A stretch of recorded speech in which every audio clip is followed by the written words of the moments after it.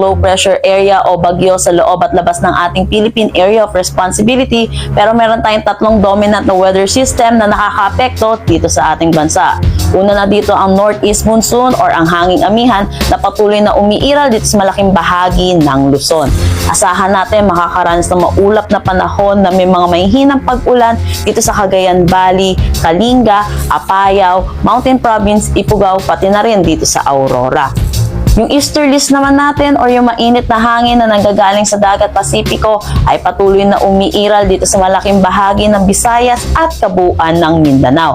Asahan natin makakaranas ng maulap na panahon na may mga kalat-kalat na pag-ulan dulot ng easterlies dahil makikita natin dito sa satellite imagery may mga kumpol na kaulapan, kaya asahan natin makakaranas ng mga pag-ulan dito sa Caraga at Davao Region. Samantala dahil sa northeast monsoon which is malamig na hangin at easterlies mainit na hangin, yung sa